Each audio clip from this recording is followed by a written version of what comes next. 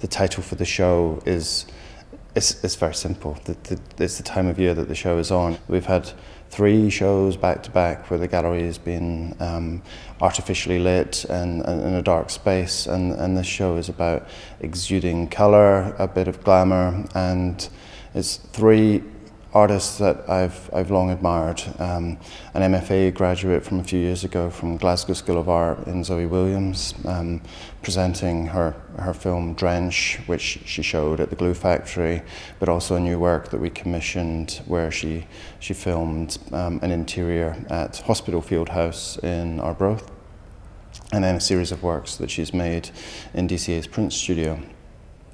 We're also showing Clare Stephenson, who has actually presented work at DCA twice before, in one of the very first shows at DCA called Beyond, when she was a very recent graduate from DJ CAD, and then on the occasion of our 10th anniversary I included Clare in the exhibition The Associates.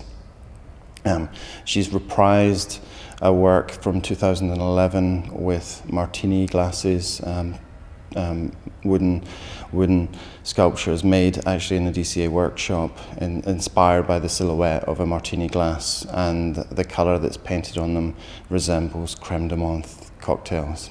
It's enigmatic, and I think goes so well with the lady you've just heard from, Maripol. Maripol is someone that I've been aware of for over 30 years because she styled Debbie Harry, she styled Madonna and Grace Jones and all of these iconic people.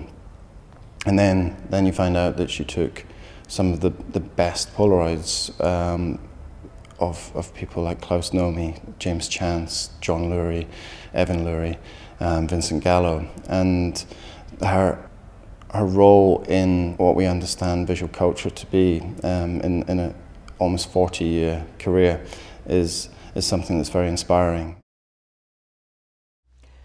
Well, actually, I'm not a photographer. I don't call myself a photographer because even though I have this mechanical thing like your beautiful Canon, I'm a Polaroid artist, which is different. I know how to manipulate a Polaroid, much more than I would know how to manipulate. I do have a Leica, but I never use the pictures. I just shoot and shoot because it's convenient, you know.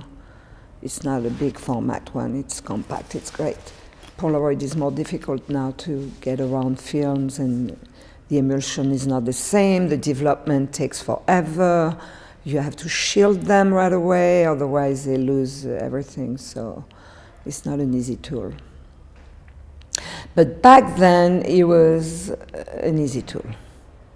Actually, nothing has changed since I was a student in Beaux-Arts in France, because when you're a student, they make you touch everything. You know, you learn photography, you learn architectural design, you learn painting,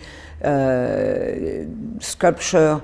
You have to do a little bit of everything. That's part of your history. So I ended up being very keen on films, and ever since I've done the same thing: film, fashion, photography, and drawing. Nothing has changed. What they're gonna see is it's a mix of, it's kind of a little retrospective, but it's whatever I transform. So Polaroid becomes art because they're being compiled into those panels.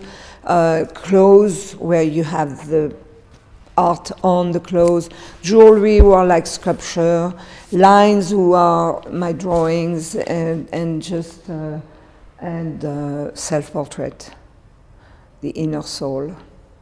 So they're gonna see that.